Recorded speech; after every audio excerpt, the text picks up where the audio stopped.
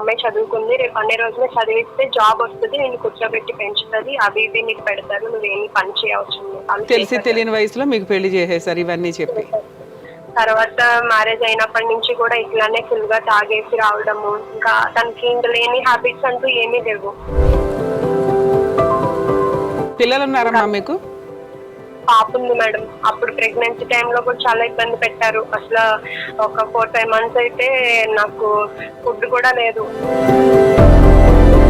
మిగతా ఎవ్వరు మేడం ఎవరైతే చేశారో మ్యారేజ్ చేసిన వాళ్ళంతా కూడా వాళ్ళ ఓన్ ఇంటెన్షన్స్ తో చేసి పైగా ఏమన్నా అడుగుతామంటే మా షాప్ మానేస్తాడు, మీరు కావాలంటే డివోర్స్ తీసేసుకోండి కానీ మీరు అబ్బాయిని ఏం అడగద్దు.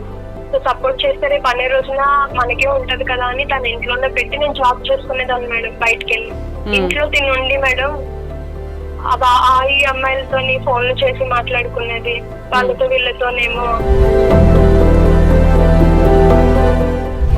అప్పటి వరకు కనెక్షన్ లేని పేరెంట్స్ కూడా కనెక్షన్ కి వచ్చారు. అప్పటికప్పుడే 25 లక్షలు అప్పు ఉంది, అన్ని నా బాధ్యతే, లేకపోతే వాళ్ళు ఇప్పుడు వచ్చి చచ్చిపోతామంటున్నారు, నువ్వే బాధ్యత తీసుకోకపోతే అన్నాడు మేడం. 25 లక్షలు నువ్వు బాధ్యత తీసుకుంటావా? నువ్వెంత, నీ శాలరీ ఎంత? ఆయనకి ఆరోగ్యం బాగోలేదు, నేను ఎడ్డి పెళ్లి చేసుకుంటాను డబ్బు కోసం అంటే పంపించింది దానివి. పుట్టే పిల్లల కోసం సరే బాబు నా పిల్లని ఏదో నేను పెంచుకుంటాను నువ్వు వెళ్ళిపో అని అనొచ్చు కదా. మేము అట్లా కూడా అన్నాం మేడం. అంటే ఇంకా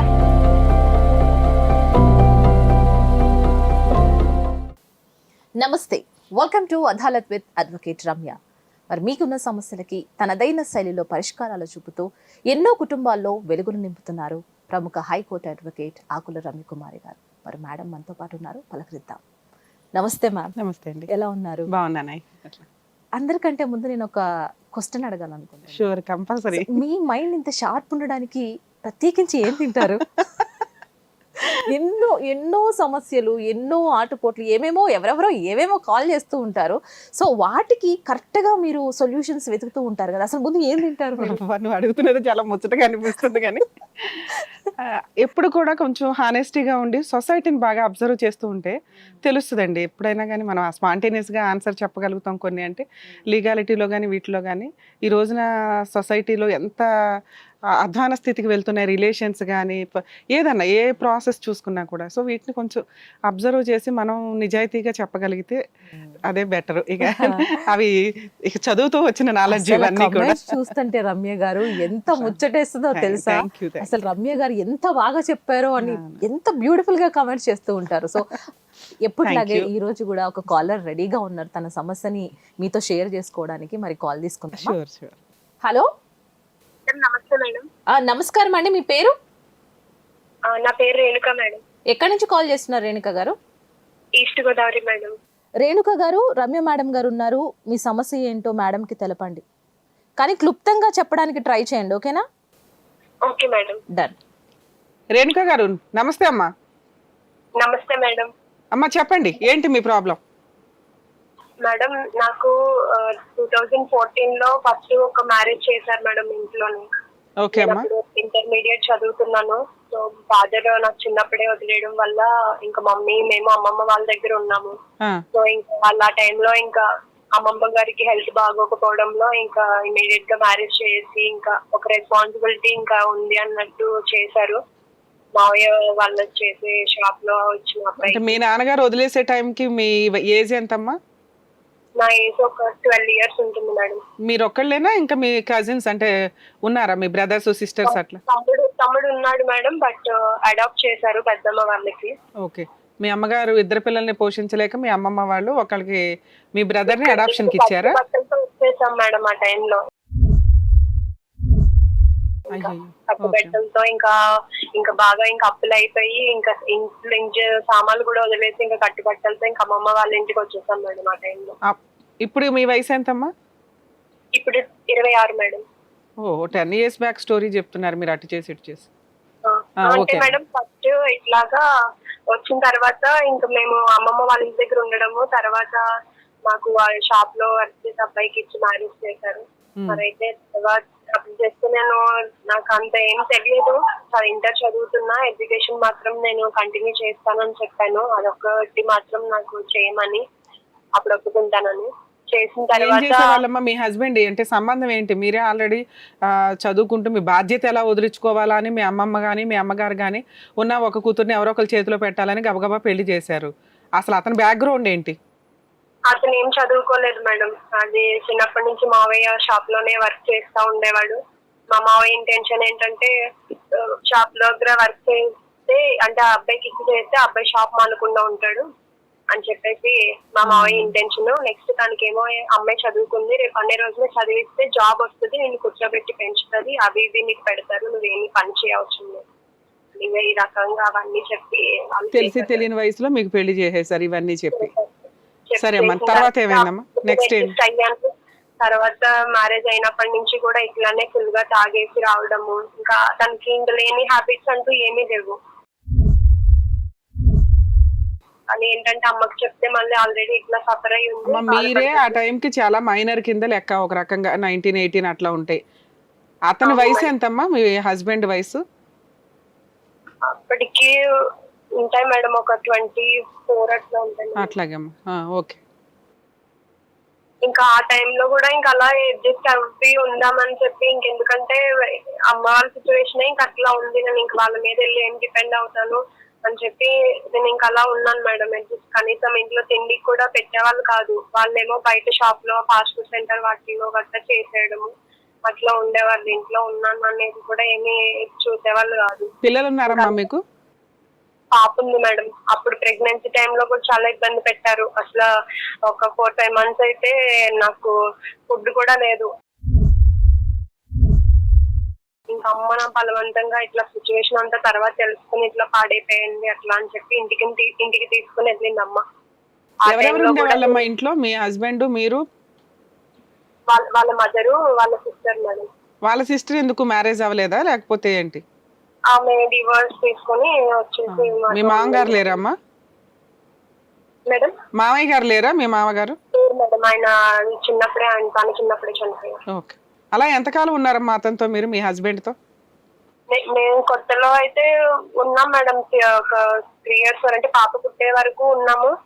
పాప పుట్టిన తర్వాత కూడా అప్పుడు డెలివరీ టైంలో కూడా అమ్మాయి తీసుకెళ్లిపోయారు. అప్పుడు నాకు 8th month లోనే డెలివరీ, అప్పటికప్పుడు సర్జరీ చేసేసారనమాట. ఓకే. అప్పుడు కూడా సీరియస్ అయింది. తట్టు నాది కూడా ఏజ్ చిన్నగా ఉండడము, సో ఇంకా పాప కూడా సీరియస్ అవ్వడము. ఆ టైంలో కూడా వీళ్ళెవ్వరూ పట్టించుకోలేదు మేడం. ఇంకా అమ్మ వాళ్ళే ఇంకొన్నదంతా గోల్డ్ అది పెట్టేసి అంతా చేసుకొని వచ్చారు. అదంతా అయిపోయింది. పాప ఇంకా బ్రతకదు అనే స్టేజ్ లోకి వెళ్ళిపోయింది. ఒక 1/2 hour అట్లా టైం ఇచ్చేసారు. అలాంటి పొజిషన్ లో కూడా ఇంకా గాడ్స్ గ్రేస్ ఇంకా అలా పాప ఇదైంది. తర్వాత కూడా ఇంకా మమ్మీ ఇంకా అలా సర్ది చెప్పి పంపించి సరే ఇప్పుడైనా ఉండండి అన్నట్టు ఉంటే, పాప పుట్టిన తర్వాత కూడా ఏం చేంజ్ లేదు మేడం. కనీసం రెస్పాన్సిబిలిటీ తీసుకుంటానంటే అప్పుడు కూడా లేకుండా, కనీసం పాపకి అప్పటి నుంచి కూడా ఒక్క ఫ్రాక్ కూడా, ఒక బట్టలు కూడా తనకి కొనలేదు. ఒక ఫాదర్ గా నిలబడి ఒక పాల ప్యాకెట్ కైనా, ఒక ఏమన్నా హాస్పిటల్ కైనా మీరు అక్కడ ఉంటే మీరే చూసుకోవాలి. సో ఇట్లా చాలా మెంటల్ గా చాలా ఇది చేసి, నాకు బండి కొంటానన్నారు, అవి కొనలేదు, ఇంకొకటి చేయలేదు. సో ఈ రకంగా మాట్లాడడం, వాళ్ళ మదర్ దానికి అన్నిటికీ సపోర్ట్ చేయడం అన్ని చేశారు మేడం. ఇంకా అయినా కూడా ఇంకా మమ్మీ నాకు సపోర్ట్ చేసి, ఇంకా ఎడ్యుకేషన్ నువ్వు ఆపేసావు, నువ్వు ఇట్లా ఇంకా పెట్టుకుంటూ ఉంటే అవ్వదు కదా, నీ పాప కోసమైనా నువ్వు ఇది అవ్వాలని చెప్పి మమ్మీ పాపని 1 year అప్పుడే తన దగ్గర పెట్టుకోవడం. నేను బయటకి ఇంకా వెళ్ళి మేడం ఇంకా ఆ టైంలో డిగ్రీ కంప్లీట్ చేసి ఒక చిన్న గ్యాస్ ఏజెన్సీలో జాబ్ చూసుకుని ఒక 3,000 కి అట్లాగా అదే దాంతో పాపని చూసుకుంటూ నేను స్లోగా ఫీజు అది కట్టుకుని గ్రాడ్యుయేషన్ కంప్లీట్ చేశాను madam. Very good, very good అమ్మ. ఇప్పుడు అతను రెస్పాన్సిబిలిటీ తీసుకోకపోయినా మీరు బయటకు వచ్చి గ్యాస్ కంపెనీలో వాటిలో వర్క్ చేసుకుంటూ డిగ్రీ కంప్లీట్ చేశారు. అవును మేడం. పాపని చూసుకోవడం వల్ల మిగతా ఎవ్వరు మేడం ఎవరైతే చేశారో మ్యారేజ్ చేసిన వాళ్ళంతా కూడా వాళ్ళ ఓన్ ఇంటెన్షన్స్ తో చేసి, పైగా ఏమన్నా అడుగుతామంటే మా షాప్ మానేస్తాడు, మీరు కావాలంటే డివోర్స్ తీసేసుకోండి కానీ మీరు అబ్బాయిని ఏం అడగద్దు.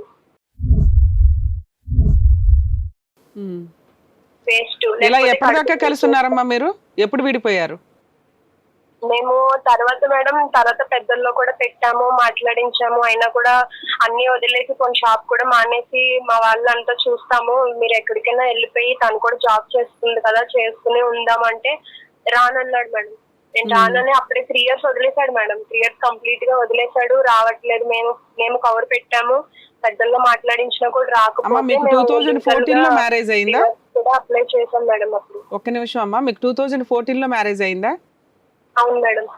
సుమారుగా ఎప్పటిదాకా కలిసి ఉన్నారు? ఒక 3 years, మధ్యలో ఒక 3 years గ్యాప్ వచ్చింది, మళ్ళీ 3 years గ్యాప్ మేడం. అంతే మేడం. అంటే ఇంక ఇలా వెళ్ళడము, ఏమి వాళ్ళు చూసుకోకుండా మళ్ళీ ఇట్లా అవి ఇవి అడగడము, అంత ఇస్తానన్నారు. ఫైనల్ గా కేసు ఎప్పుడు వేసారమ్మా? డైవర్స్ కేసు వేసామన్నారు, అది ఎప్పుడు వేసారు? మేము డైవర్స్ కి ఇంకా తర్వాత మాట్లాడిన తర్వాత యాక్చువల్లీ లీగల్ గా అయితే డివోర్స్ తీసేసుకున్నాం మేడం. 2021 లో డివోర్స్ అనేది వచ్చింది మాకు. ఎక్స్పైరీ ఆర్డర్స్ లేకపోతే అతను వచ్చి ఫైటింగ్ చేశాడా? ఆ టైంలో అసలు ఏం మాట్లాడలేదు మేడం. ఇలాగా కావాలన్నా. కాదమ్మా, మీరు డైవర్స్ ఒకటే ఎందుకు వేసారు? 498 DVC అలా ఏమైనా వేసారా? ఏమీ వేయలేదు మేడం. ఎందుకని డైరెక్ట్ గా డైవర్స్ కి ఎందుకు వెళ్ళారు? అతను కంటెస్ట్ చేశాడా చేయలేదా? అంటే అతను కోర్టుకు వచ్చాడా లేదా ఫైట్ చేయడానికి? రాలేదు మేడం అసలు. మీకు ఎక్స్పైరీ ఆర్డర్స్ వచ్చింది. ఓకే అమ్మా, వాళ్ళు కూడా ఇంకా అదే దాని మీద ఉన్నారు మేడం. ఇంకా రెస్పాన్స్ కాదులేమ్మా, మీరు ఒక బంపరా రేణుక గారు, మీరు 498 DVCలు ఏమైనా కేసులు వేస్తే అతను ఏమన్నా భయపడి సెటిల్మెంట్ కి రావడానికి ఉండేది. మీరు అసలు ఒక బంపర్ ఆఫర్ ఇచ్చినట్టే లెక్క. పంచపక్ష పరమాణాలు పల్లెలో పెట్టి ఒక డైవర్స్ కేసు వేసావు, హ్యాపీగా కోర్టుకు రాకుండా ఫ్రీగా కూడా డైవర్స్ వచ్చినాయి అతనికి. ఇప్పుడు 21 లో ఏదో డైవర్స్ వచ్చింది. పాప ఉంది కదా అని కూడా ఏమీ చేయలేదు. అసలు వాళ్ళు ఎందుకు చేస్తారమ్మా? మీరు అడగలేదు కదా, మీరు అడగాలి, మీరు పోరాడాలి. అంత మంచితనాలు సొసైటీలో ఎక్కడున్నాయి తల్లి? పిల్ల రెస్పాన్సిబిలిటీ తీసుకునే అంతకు ముందే 3 years వదిలేశాడు. నువ్వు అతను వదిలి రావడానికి కారణం ఏంటి? అతను ఏమీ పట్టించుకోకపోవడం, అన్ని మీ ఇంట్లో వాళ్ళే పెట్టడం కదా. నువ్వు కలిసి ఉన్నప్పుడే ఒక పూట తిండి పెట్టిన వాడు. జాబ్ చేస్తే అక్కడికి వచ్చి ఏమో నా ఉన్న గోల్డ్ అది తీసుకుని వెళ్ళడం, అక్కడ గొడవ చేయడం, డబ్బులు ఇవ్వకపోతే. సో నాకు ఇంక ఇవన్నీ నేను పడలేక, ఇంకా నేను ఇంత కష్టపడి పాపను పెంచుకోవడానికి కదా. హెరాస్మెంట్ నుంచి బయటపడడానికి ఫస్ట్ డైవర్స్ వేశారు మీరు. అంటే ఫస్ట్ మాట్లాడించా మేడం, మొత్తం పెద్దల్లో లాయర్స్ వీళ్ళందరితో మాట్లాడిపించి వాళ్ళ రిలేటివ్స్ అందరినీ పిలిపించి అన్ని చేసి వాళ్ళు కూడా అష్యూరెన్స్ ఇవ్వలేకపోయారు మేడం. మేము ఉంటాము, మేము చేస్తామని కూడా. మీరు ఏమంటారు చెయ్యండి అమ్మా, ఎందుకంటే మేము వాళ్ళు మారడు, మేము ఎంతన్నా చెప్పినాం కానీ వాళ్ళు ఇట్లానే దాని వరకు తన స్వార్థంగా ఉన్నప్పుడు మేము మాత్రం ఎంత అని చెప్తాము అని చెప్పి వాళ్ళు కూడా సైడ్ అయిపోయారు మేడం. ఇంకా ఆ టైంలో ఇంకా తీసేసుకున్నాక 2001 లో మాకు అఫీషియల్ గా కోర్టు నుంచి వచ్చాయి మేడం డివోర్స్. వచ్చిన తర్వాత మేడం మా మదర్ అప్పటికి ఇంకా ఇది అయినప్పటికీ మా గ్రాండ్ మదర్ చనిపోయారు మేడం. చనిపోవడంతో ఇంకా అమ్మ ఒక్కరే అయిపోయారు. అమ్మ ఒకరు అయిపోవడంతో ఇంకా ఆమె ఏంటంటే టెన్షన్ పెట్టేసుకుని ఇంకా అమ్మ లేకపోతే ఇంకా పాప నేను ఇంకా రోడ్డు మీద ఉండాలి మేడం. ఇంకా అట్లాంటి సిచ్యువేషన్. ఎందుకంటే అమ్మ ఉంది కాబట్టి అదే ధైర్యంతో నేను ఒక చదువుకోవడం అయినా, ఒక జాబ్ చేసుకుని నేను ఏదన్నా నా కాళ్ళ మీద నిలబడడం అయినా అయింది. పాపని అమ్మ చూసుకుంటుంది, నీకు కొంచెం మోరల్ సపోర్ట్, ధైర్యం, నువ్వు బయటికి వెళ్ళి పని చేసుకుని రాగలుగుతున్నావు. మేడం కొంచెం నేను వెళ్ళి ఏదో నేను చేసుకుని ఉన్నంతలో నేను సాక్కుంటా వచ్చేదాన్ని. అమ్మ ఏంటంటే టెన్షన్ పెట్టేసుకున్నారు మేడం. ఇంకా అమ్మమ్మ కూడా లేదు. ఇంకా రేపు అన్ని రోజులు తనకు కూడా ఏమన్నా అయితే ఇంకెవరు ఉండరని చెప్పి మళ్ళీ మ్యారేజ్ చేయాలని చెప్పి ఆమె చాలా నన్ను ఒప్పించడానికి చూసారు మేడం. అయితే నన్ను అయితే అప్పటికి కూడా ఇంకా 22, 23 అలా ఉంటాయి మేడం.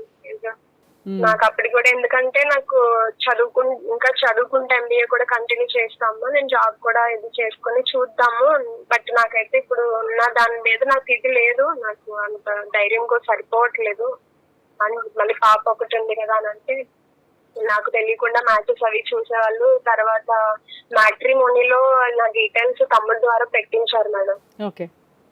ఇలాగా మా పాప ఉంది ఇట్లాగా అని చెప్పేసి అన్ని పెట్టించారు. పెట్టిస్తే దాంట్లో ఒక అబ్బాయి వచ్చాడు మేడం. అంటే ఇట్లా మ్యాచెస్ వచ్చాయి, వస్తా ఉండేవి, మాట్లాడేవాళ్ళు, చెప్తా ఉండేవాళ్ళు. సో అయితే దాంట్లో ఒక అబ్బాయి వచ్చి వాళ్ళ బ్రదర్ కోసం అని చెప్పి వచ్చాడు మేడం. బ్రదర్ కోసం అని చెప్పి వచ్చాడు.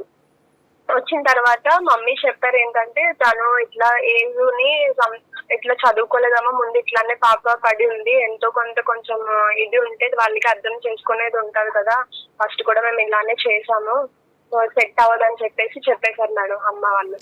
చెప్పేసిన తర్వాత అబ్బాయి ఆ రోజు నుంచి కూడా అంటే వాళ్ళ బ్రదర్ కోసం చూసిన అబ్బాయి నేను మీ అమ్మాయిని చేసుకుంటాను అంటే నేను అమ్మాయి కోసం నేను అన్ని తెలుసుకున్నాను. తనకి మ్యారేజ్ అవ్వలేదు మేడం. నేను అమ్మాయి కోసం నేను ఎంక్వైరీ చేసుకున్నాను, నేను అన్ని తెలుసుకున్నాను, మీరు ఒప్పుకుంటే నేను చేసుకుంటానని ఇంకా మమ్మీ వాళ్ళని కాదమ్మా, అతను పెళ్లి కొడుకు వాళ్ళ తమ్ముడు మేడం. కానీ ఆయన నీకు లైన్ వేసేసాడా? అమ్మాయి కావాలి, అమ్మాయినే చేసుకుంటాను. ఇదంతా నాకు తెలియదు మేడం. నేను బ్యాక్ ఎండ్ ఏం జరుగుతుంది అదే స్టోరీ. ఇప్పుడు నీ బ్యాక్గ్రౌండ్ తెలిసి అతనికి వాళ్ళ అన్నయ్య సంబంధం అని చెప్పొచ్చి అతనే నేను చేసుకుంటానండి, నేను బాగా చూసుకుంటానండి అని మీ అమ్మకి హామీలు ఇచ్చేసాడు. అంటే మేడం నన్ను ఒక 8 సంవత్సరాలు నేను ఒక అమ్మాయిని ఇష్టపడి నేను లవ్ చేస్తే నన్ను మోసం చేసి వెళ్ళిపోయింది. నాకు ఇంకా నేను చనిపోదామనే స్టేజ్ కి నేను వచ్చేసాను. బట్ ఇంకా ఈ లైఫ్ ఇంక ఇలా అయిపోయింది. కానీ మీ అమ్మాయి కోసం తెలిసిన తర్వాత ఎందుకు నేను ఒకరికి లైఫ్ ఇవ్వకూడదు అని చెప్పేసి ఇంకా అమ్మ వాళ్ళకి ఎట్లా అంటే మేడం ఇంకా వాళ్ళు టార్చర్ పెట్టేవాడు. అసలు ఎన్నిసార్లు అంటే రోజుకు ఒక 100 సార్లు అయినా ఫోన్లు చేసేవాడు డైలీ.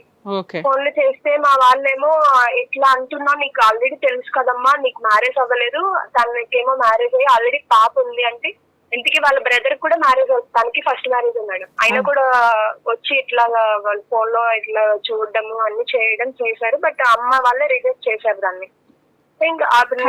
ఒక్క నిమిషం మేడం రేణుక గారు, ఇప్పుడు ఏ సంబంధం వాళ్ళ అన్న కోసం వచ్చాడో వాళ్ళ అన్న కూడా వచ్చి మిమ్మల్ని పెళ్లి చూపులు చూసుకున్నాడా?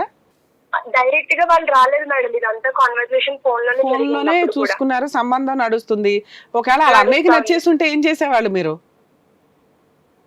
అర్థం కాలేదు మేడం. ఇప్పుడు వాళ్ళ అన్నయ్య సంబంధం అనే వచ్చాడు అతను, ఈ లోపు ఈ మాటలు నడుస్తూ ఉండగానే మీరు ఫోనుల్లో వాళ్ళ అన్నయ్య మీరు చూసుకోవడం మాట్లాడుకోవడం ఏదో నడిచినాయి. ఇవి నడుస్తూ ఉండగా ఈయన సైడ్ నుంచి నేను ఆల్రెడీ లవ్ లో మోసపోయానండి, మీ అమ్మాయిని బాగా చూసుకుంటానని తమ్ముడు సంబంధం మాట్లాడుతున్నాడు సైడ్ నుంచి. సైడ్ నుంచి అంటే అప్పటికి చెప్పేసింది మేడం ఇంకా మమ్మీ, ఏది మీ సంబంధం మాకు వద్దమ్మా, మీ అన్నయ్య సంబంధం వద్దు అని మీ అమ్మగారు కట్ చేసేస్తే ఈయన ట్రాక్ లోకి వచ్చాడు. ఈయన అప్పటి నుంచి మొదలు పెట్టాడు. అదే ఈయన అప్పటి నుంచి ఈయన ట్రాక్ లోకి వచ్చాడు. ఎంక్వైరీ చేసుకున్నాను, నాకు 10 కాస్ట్ మీరు అమ్మాయిని నాకు ఇచ్చి చెయ్యండి. సరే, ఇతనంటే లవ్ ఫెయిల్యూర్. ఒక నిమిషం రేణుక గారు, ఇతనంటే లవ్ ఫెయిల్యూర్, మిమ్మల్ని ఇష్టపడ్డాడు చేసుకున్నాడు అనుకుందాం. వాళ్ళ అన్నయ్యకి ఫస్ట్ మ్యారేజే కదా, ఆయన ఎందుకు డైవర్స్ అయిన పిల్లలున్న అమ్మాయిని చేసుకుందాం అనుకున్నాడు? అది మాకు తెలియదు మేడం. యాక్చువల్లీ మేము అంత డీప్ డిస్కషన్ కూడా వెళ్ళలేదు. ఎందుకంటే వాళ్ళు ఫొటోస్ అవి పంపించి అన్నప్పుడే ఇంకా మమ్మీ కొంచెం బ్యాక్గ్రౌండ్ తెలుసుకున్నప్పుడే వద్దని చెప్పేసారు. ఏంటి బ్యాక్గ్రౌండ్ మీరు భయపడడానికి కారణం ఏంటి? అంటే ఇంకా మమ్మీ ఏంటంటే మెయిన్ ఇలా ఫస్ట్ కూడా చేసింది ఇలా అన్ఎడ్యుకేటెడ్, అంటే కొంచెం ఇట్లా. అంటే వాళ్ళ అన్నయ్య అన్ఎడ్యుకేటెడ్?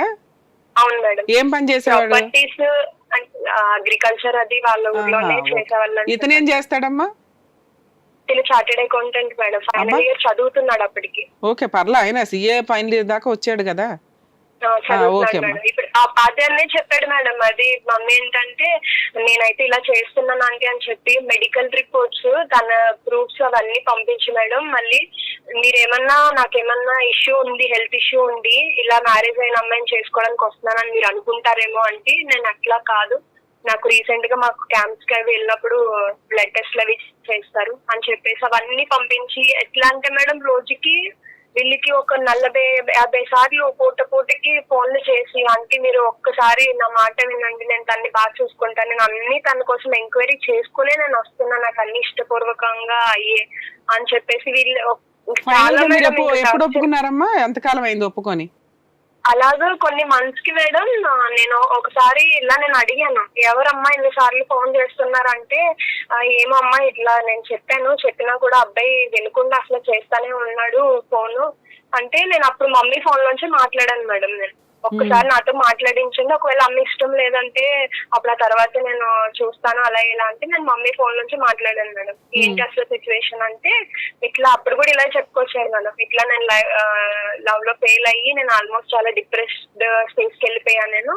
సో నేను లైఫ్ ఇవ్వాలని అనుకుంటున్నాను, మీకోసం నేను అన్ని తెలుసుకున్నాను, నాకు మీరేమి చెప్పొద్దు, ఇట్లా నా మ్యారేజ్ అయిందని పాప మీరు అసలు ఇట్లాంటి దానికోసం మీరు ఫీల్ అవ్వకండి, నాకు అన్ని తెలుసు అని చెప్పేసి అంటే మమ్మీ వాళ్ళు ఇంకా తర్వాత అడిగారు మేడం, పేరెంట్స్ కోసం ఏంటి అసలు, ఎందుకంటే నువ్వు సిఏ చదువుతున్నాను అంటున్నావు, ఆబ్వియస్లీ వాళ్ళకి ఎందుకు కొన్ని ఎక్స్పెక్టేషన్స్ ఉంటాయి కదా, ఇప్పుడు రేపనే రోజు ఏదో డౌరీ వస్తుందనో లేకపోతే ఏదో ఆశపడి ఉంటారు కదా అని అడిగితే, నాకు పేరెంట్స్ తో పొంతం లేదు అంటే, నేను చిన్నప్పటి నుంచి కూడా నేను హాస్టల్లోనే ఉన్నాను, నేను చదువుకుని ఇప్పుడు మీ అమ్మాయి ఎలాగా తన కాళ్ళ మీద నిలబడి చేసుకుందో నేను కూడా అలాగే చేసుకున్నాను, నాకు పేరెంట్స్ తో పొంతలు లేదని సరే, మీ చెప్పాడు ఇద్దరికి మేడం. ఎప్పుడు మ్యారేజ్ అయిందమ్మా?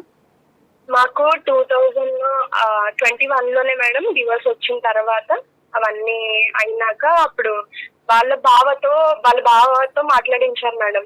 మమ్మీ ఏంటన్నారంటే, పేరెంట్స్ ఇట్లా అంటున్నావు, ఎవరు లేరు అంటున్నావు, కనీసం నీ సైడ్ నుంచి ఎవరైనా వస్తే ఒక నమ్మకం ఉంటది కదా అని చెప్పేసి అంటే, వాళ్ళ ఓన్ సిస్టర్ కి హస్బెండ్ మేడం ఇలాగే వాళ్ళు లవ్ మ్యారేజ్ చేసుకున్నారంటే అతను మాట్లాడారు మేడం మొత్తం. అమ్మ నేను ఏదున్నా నేను చూసుకుంటాను, ఎందుకంటే మాకు ఇలాగ అయినప్పుడు మేము వేరే ఇంటర్ క్యాస్ట్ అయినా కూడా అబ్బాయి మమ్మల్ని నిలబెట్టి అన్ని చూసుకున్నాడు, అబ్బాయి మంచోడమ్మా అని అన్ని అష్యూరెన్స్ ఇచ్చి చేసుకోండి చెందండి అని చెప్పాడు మేడం. 2021లో మేము ఇక్కడ ఈస్ట్ గోదావరిలోనే చేసుకున్నాం మేడం మ్యారేజ్. పెద్దవాళ్ళు అంటే మీ చేసుకున్నాక తరపు మీ అమ్మ వీళ్ళుండి చేశారా, లేదా ఏమన్నా గుళ్ళో చేసుకున్నారా, ఆర్య సమాజ్లో చేసుకున్నారా? అమ్మ వాళ్ళే ఉన్నారు మేడం, అమ్మ వాళ్ళు ఉన్నారు. ఇంకా మ్యారేజ్ కి వచ్చిన ఒక 3-4 మెంబర్స్ ఉన్నారు మేడం. ఎక్కడ చేసుకున్నారు? గుళ్ళోనా? గుడి దగ్గరే మేడం. అంటే చర్చ్ దగ్గర చేసుకుందామని వెళ్ళాం మేడం మేము, ఎందుకంటే మేము కన్వర్ట్ అయ్యాం madam. So Christian marriage madam. Christian marriage అయిందా మీకు?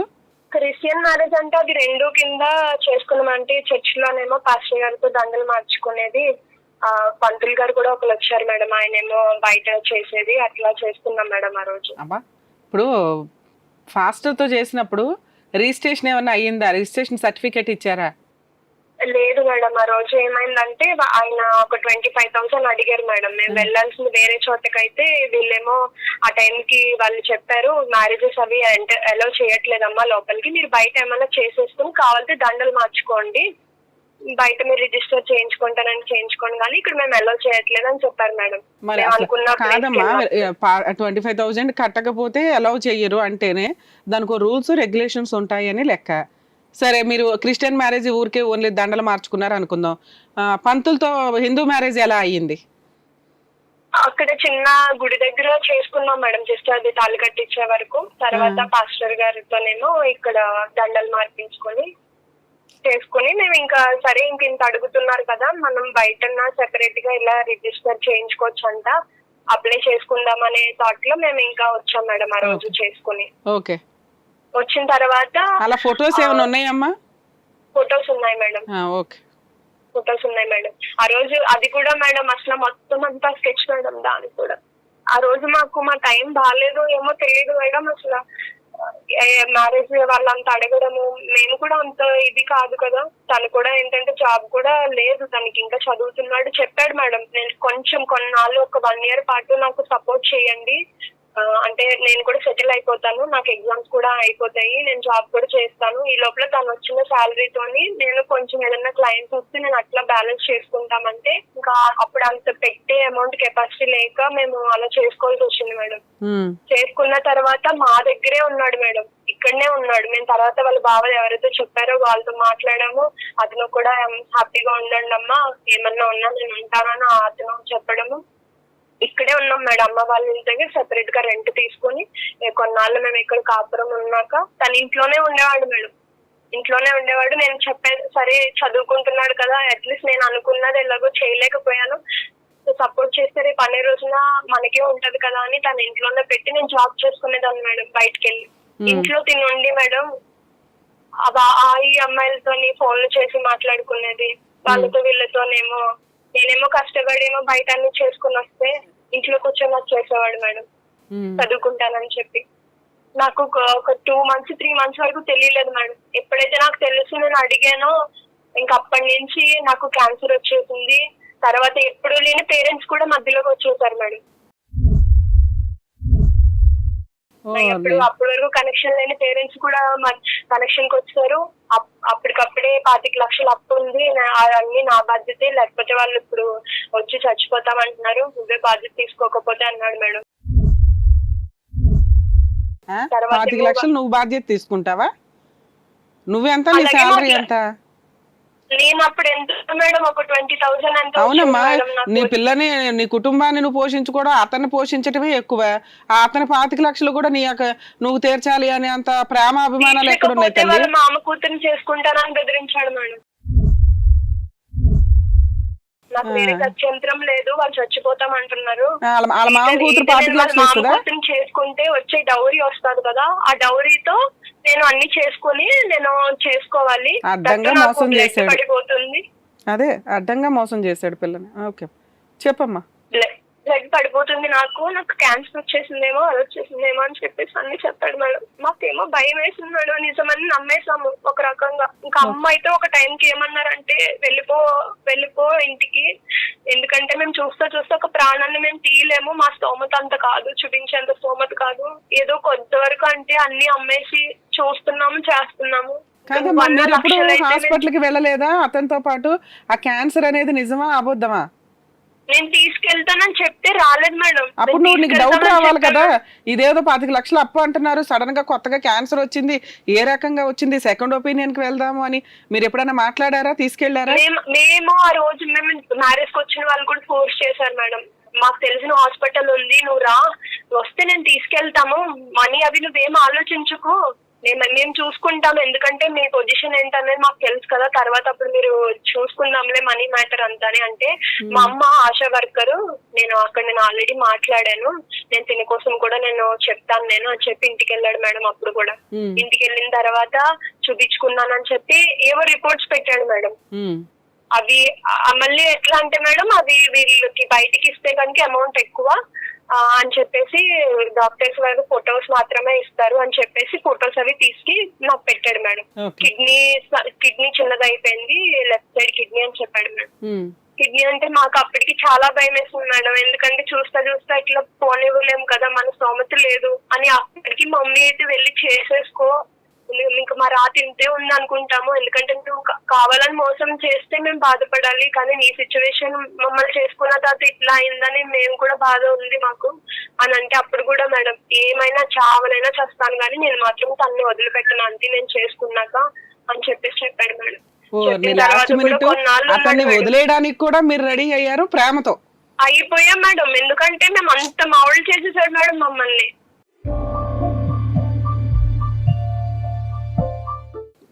ఇంకా గత్యంతరం లేదు అంటే వేరే చేసుకుంటేనే నాకు వచ్చే డబ్బుతో నేను చూపించుకోవాలి, ఎందుకంటే మీకు అంత స్తోమత లేదు కాబట్టి. మమ్మల్ని ఆ రకంగా ఇంకా ఆడవాళ్ళే ఇంకా నమ్మేశారమ్మా. కాదు, ఒక జబ్బున్న వ్యక్తికి 25 లక్షలు ఇచ్చి పెళ్లి చేసుకుంటారని మీరు ఎలా అనుకున్నారు? అంటే వాళ్ళ మామ కూతురు చిన్నప్పటి నుంచి ఇంక ఈయనే చేసుకుంటానని కూర్చుందంట మేడం. ఓకే, మంచి పగడ్బందీ స్టోరీ చెప్పాడు అక్కడికక్కడ. మేడం ఎక్కడికక్కడ నీకు మంచి పగడ్బందీ స్టోరీ చెప్పాడు. అన్ని కొత్తగా అసలు తెలియదు మేడం, ఎందుకంటే చాలా మంది నమ్మొద్దు అంటే ఎన్ని ఆల్మోస్ట్ లైక్ కాళ్ళు పట్టుకునే వరకు వచ్చాడు మేడం. నేను చచ్చిపోతాను మీరు ఇంకా చేయకపోతే, నన్ను మ్యారేజ్ కి వచ్చిన వాళ్ళకి కూడా ఫోన్లు చేసి తినేసేవాడు మేడం వాళ్ళని.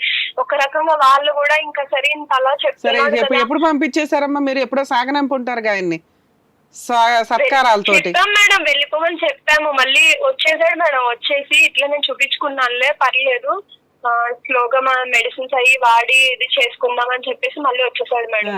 వచ్చిన తర్వాత నేను మళ్ళీ నాకు వేరే ఊర్లోని ఇంకొకటి బ్యాంక్ లో చిన్నది జాబ్ చూసుకున్నాను మేడం, అప్పుడే వచ్చింది. సరే అని చెప్పి అక్కడికి వెళ్దాం కాపురం అని చెప్పి అక్కడికి వెళ్ళిపోయాం మేడం. వెళ్ళిపోయిన తర్వాత కూడా అప్పటి నుంచి కొంచెం. ఇద్దరికి ఏమైనా పిల్లలు ఉన్నారమ్మా మేడం? మీ ఇద్దరికి పిల్లలు ఉన్నారా?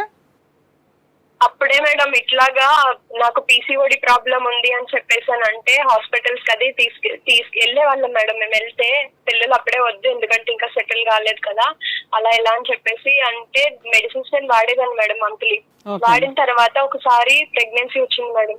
ప్రెగ్నెన్సీ వస్తే ఆ రోజు నాకు తెలియలేదు మేడం, 2 months ఏంటంటే ఆల్రెడీ మెడికేషన్ లో ఉన్నప్పుడు అది ఇంపాసిబుల్ అన్నారు, ఇది ఇష్యూ ఉన్నప్పుడు అవ్వదు, బట్ సాధారణంగా ఇట్లాగా టెస్ట్ కి వెళ్ళినప్పుడు నాకు ఇలా పాజిటివ్ అంటే అసలు వద్దన్నారు మేడం. అసలు మన సిచ్యువేషన్ ఏంటి, నేనున్న హెల్త్ బాగాలేదు, ఒక పక్క నొప్పులు అలా ఇలా అని చెప్పి నాకు ఎట్లా అంటే మేడం, నువ్వు కనుక అబార్షన్ చేయించుకోకపోతే నేను ఇంకా వెళ్ళిపోయి నేను ఇంక చేసుకోవాల్సి వస్తుందేమో, ఇంక మన రిలేషన్ ఇక్కడితోనే పోతుంది.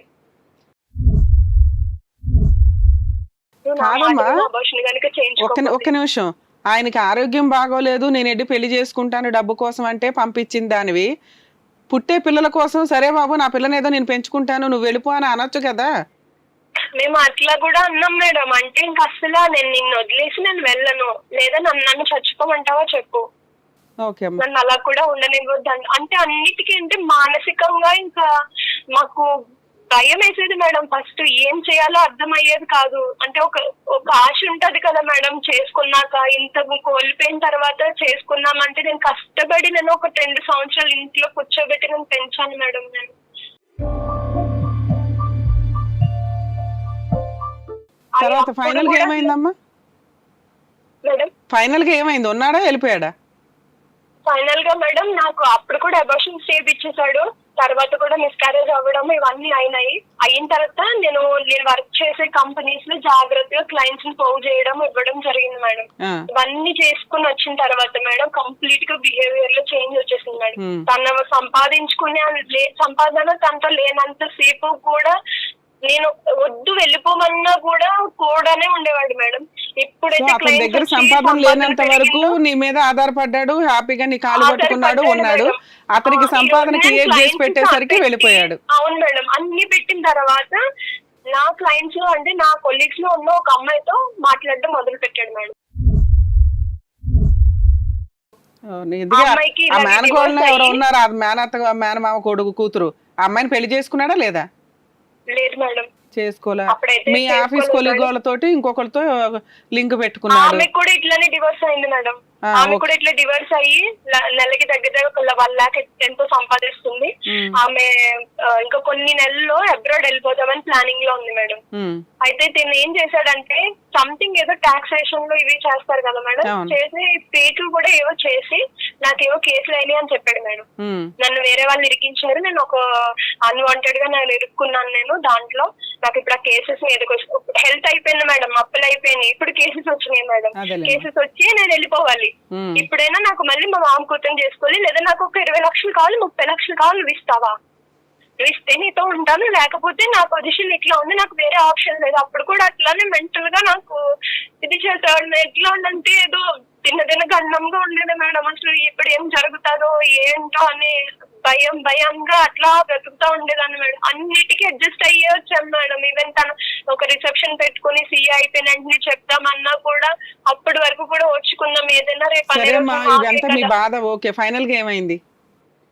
ఆ అమ్మాయి కోసం ఎప్పుడైతే తెలిసిందో మేడం అప్పటి నుంచి రివర్స్ అవ్వడం మొదలు పెట్టాడు మేడం. అదే చెప్పావు, రివర్స్ అయ్యాడు. ఈ కష్టాలు ఎప్పుడు వెళ్ళిపోయాడు అమ్మా?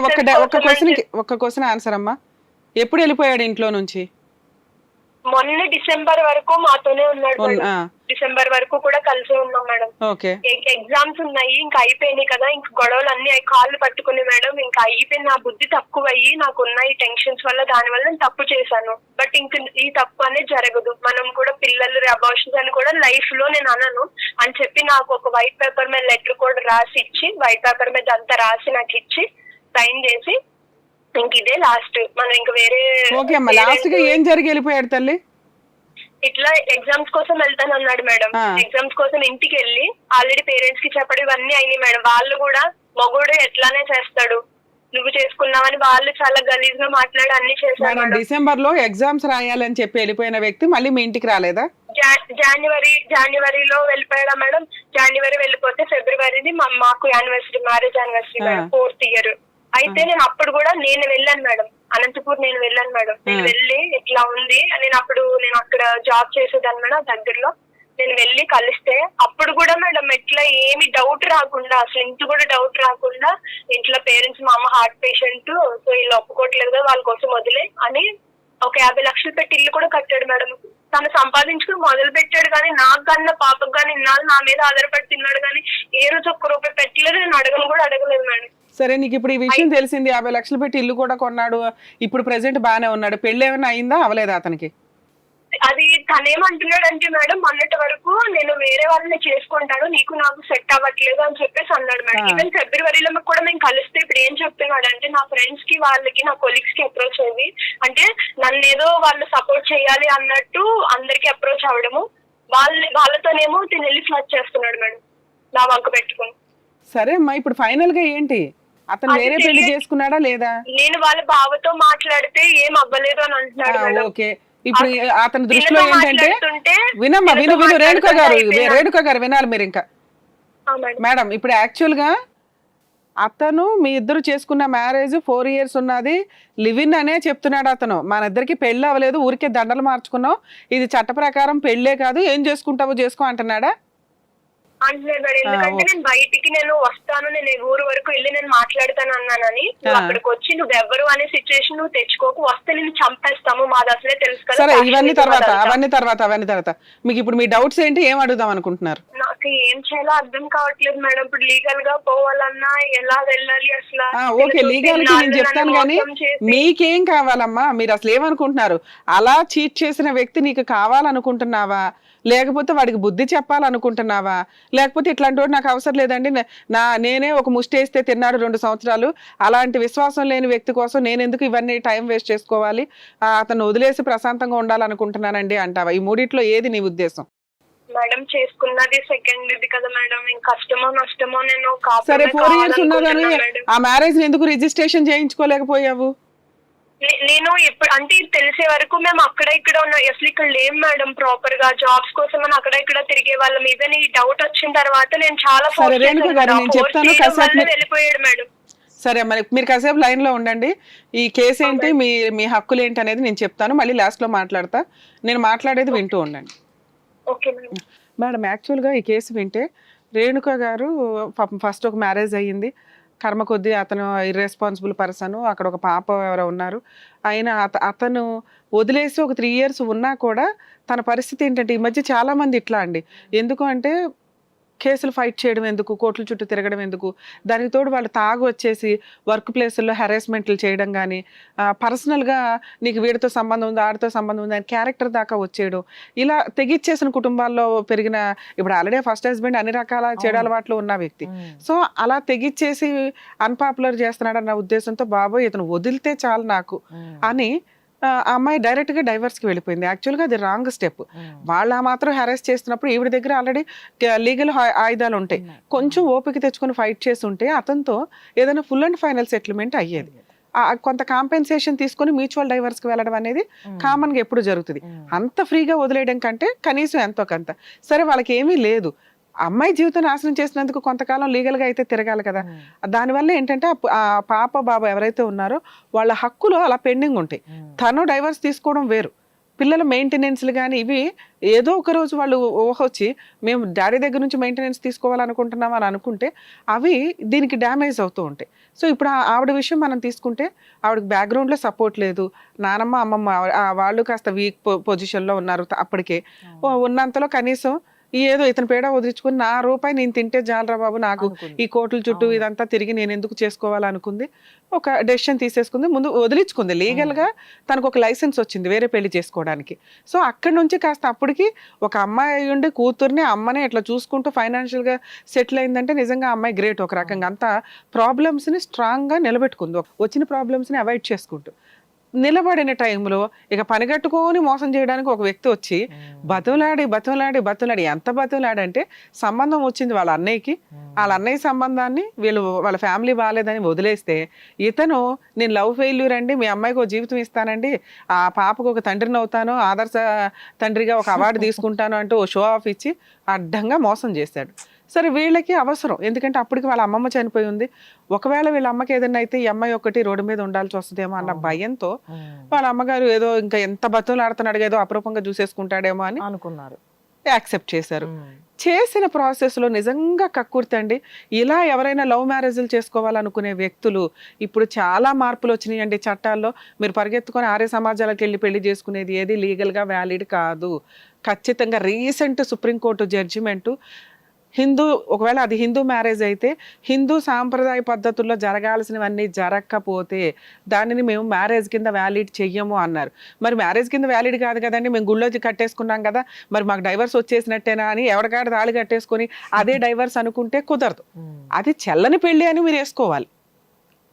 అర్థమవుతుందా? సో ఈ ప్రాసెస్ ఎప్పుడు కూడా ఏదైనా ఒక రిలీజియన్ ఉంటే ఆ రిలీజియన్ యొక్క పద్ధతులు ఫాలో అవ్వాల్సిందే. ఇవన్నీ తలనొప్పులు ఎందుకు అనుకుంటే, ఇప్పుడు వీళ్ళ విషయం మనం చూసుకుంటే ఈవిడ కన్వర్టెడ్ క్రిస్టియన్ కింద అయ్యారు. అంటే వీళ్ళు ఎట్లా అయినా క్రిస్టియన్ మతంలో పెళ్లి చేసుకోవాలనుకుంటారు.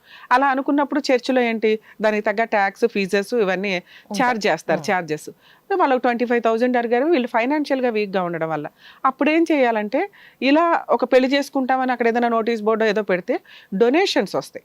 అలా వచ్చిన రోజు ఒక మంచి రోజు చూసుకొని మ్యారేజ్ చేసుకోవడం ఒక ఆప్షన్. ఎందుకంటే కొంతమంది మంచి వ్యక్తులు ఒక పెళ్లి చేయాలని కూడా అనుకుంటారు, మొక్కుకోవడం కానీ ఇంకొక రకంగా కానీ. నెక్స్ట్ ఆ రిలీజియన్లో మనం మాట్లాడితే అట్లా ఇచ్చేవాళ్ళు కూడా కాస్త ఎక్కువగానే ఉంటారు. అలాగే మనం హిందూ మతంలో కూడా చూసుకుంటే టీడీడీలో కానీ వేరే చోట కానీ మీకు ఎప్పుడు గ్రూప్ వివాహాలు జరుగుతూ ఉంటాయి, ఒక ఫండ్ రేస్ చేసి అట్లా. సో అలా చేసుకోవడం ఒక పద్ధతి. లేదా రిజిస్ట్రేషన్ ఆఫీస్కి వెళ్ళి రిజిస్ట్రేషన్ మ్యారేజ్ చేసుకోవాలి. వాళ్ళు ఏ రిలీజియన్ ప్రకారం చేసుకోవాలనుకుంటే ఆ రిలీజియన్ ప్రకారం అది లీగల్గా వ్యాలిడ్.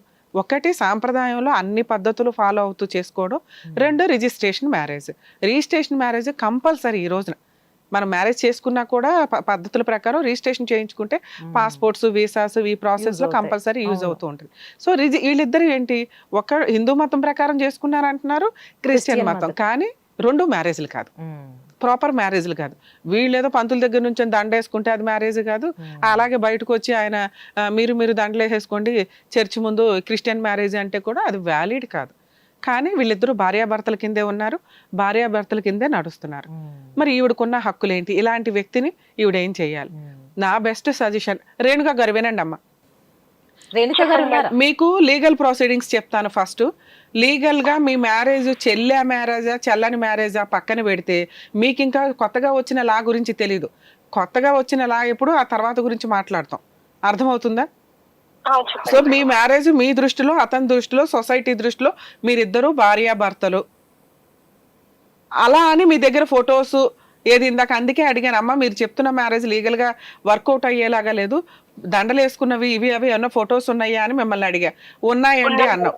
అలాంటి ఫొటోస్ ఈ 4 సంవత్సరాల్లో మీరు పాపను పెట్టుకోను, లేకపోతే మీరిద్దరు ఏదైనా షికార్కి వెళ్ళిన ఫొటోస్, మీరు ఆధార్ కార్డు ఏమన్నా ఇతను వైఫ్ ఆఫ్ అని ఏమన్నా మార్చుకున్నది ఉందా?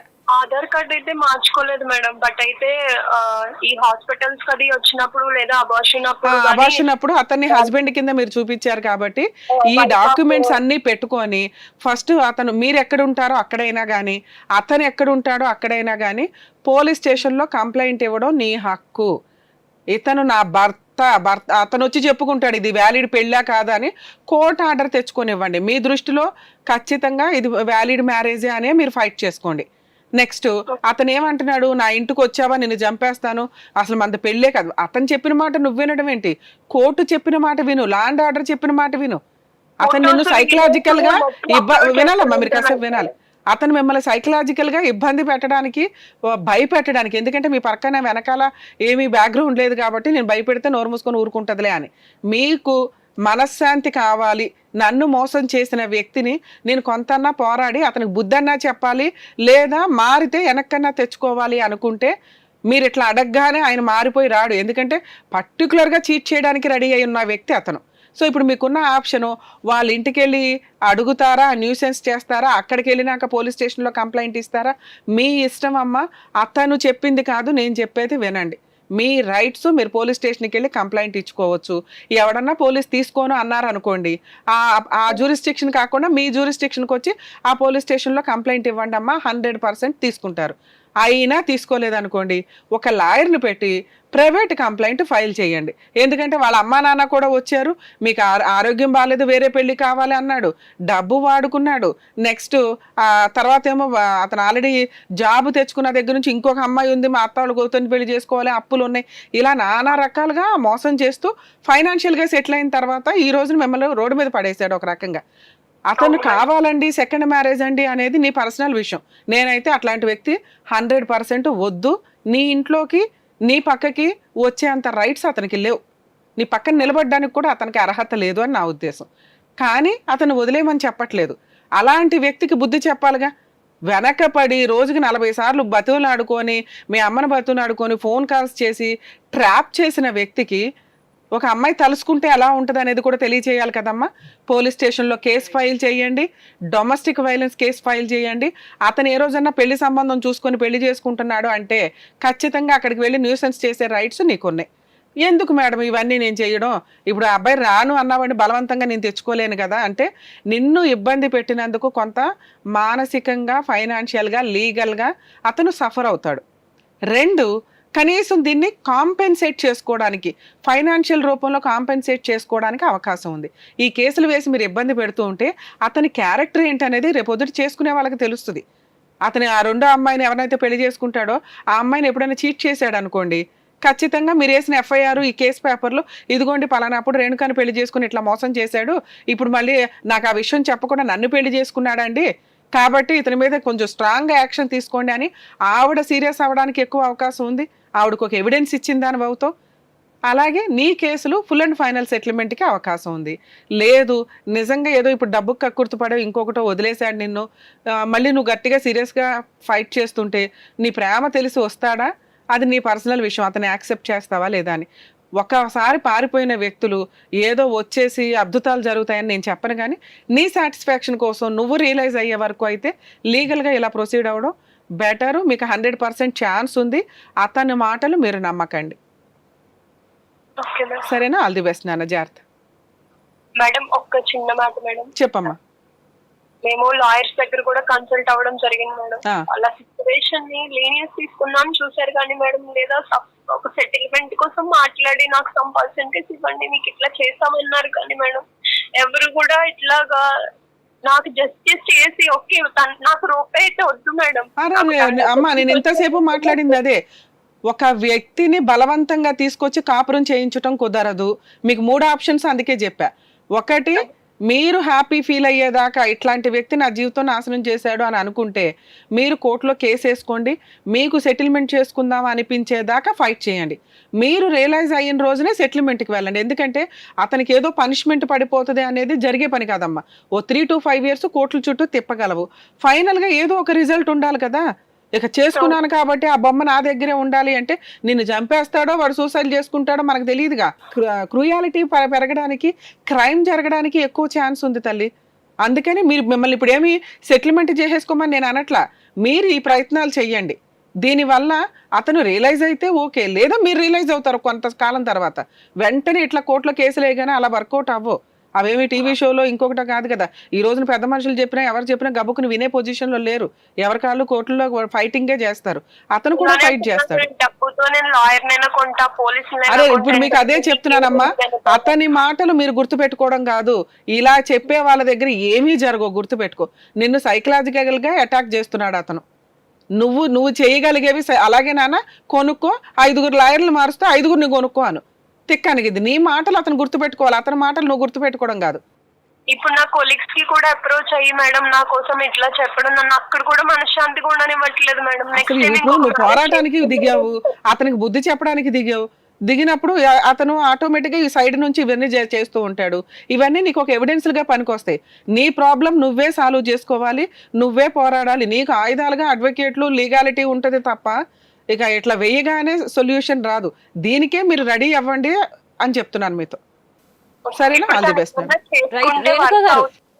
రేణుక గారు రైట్ అండి, ధైర్యంగా ఉండండి, ఎవరేం చెప్పినా వినకండి. రమ్య మేడం ఏం చెప్పారో ముందు అవి మైండ్ లో పెట్టుకుని ఫాలో అయిపోండి. నమస్తే అండి, థ్యాంక్స్ ఫర్ కాలింగ్. చాలా మందికి అండి మ్యారేజెస్ సాంప్రదాయ ప్రకారం చేసుకోవాలని తెలియదు. మాక్సిమం మనం చూస్తాం లవ్ డిస్ప్యూట్స్ లో వాటిలో ఏదో గుళ్ళకి వెళ్ళిపోతారు, ఆర్య సమాజాలకు వెళ్ళిపోతారు. అవన్నీ ఒకప్పుడు వర్కౌట్ అయినాయి కానీ ఇప్పుడు కోర్ట్స్ ఏమాత్రం కన్సిడర్ చేయట్లేదు. సుప్రీం కోర్టు చాలా సీరియస్ గా ఉంది మ్యారేజ్ సిస్టమ్ మీద. ఏ రిలీజియన్ వాళ్ళు ఆ రిలీజియన్ మ్యారేజ్లు సాంప్రదాయబద్ధంగా చేసుకుంటేనే దాన్ని మ్యారేజ్గా వ్యాలిడ్. అటువంటి మ్యారేజ్కి డైవర్స్ ఇవ్వడానికి రెడీ అవుతున్నారు. మిగతావి రిజిస్టర్ మ్యారేజ్ చేసుకోండి. మీరు ఇప్పుడు 2 రిలీజియన్లు చేసుకుంటున్నారు, స్పెషల్ మ్యారేజ్ యాక్ట్ ప్రకారం రిజిస్ట్రేషన్ చేసుకోండి. లేదా ఆ రెండిట్లో ఏదో ఒక మతం మీకు నచ్చింది, ఆ మతం ప్రకారం మిగతా వాళ్ళు కన్వర్ట్ అయ్యి మ్యారేజ్ చేసుకోండి. అటువంటి వాటికే రేపొద్దుట లీగాలిటీ ఎంటర్టైన్ అవుతుంది. దయచేసి ఇవంతా మనం యూఎస్ తెలుసుకుంటే బెటర్. Really ma'am. సో చాలా వాల్యుబుల్ వర్డ్స్ అందించారు రేణుకకి. చాలా హెల్ప్ అవుతాయి కూడా అని అనుకుంటున్నాం మేము కూడా.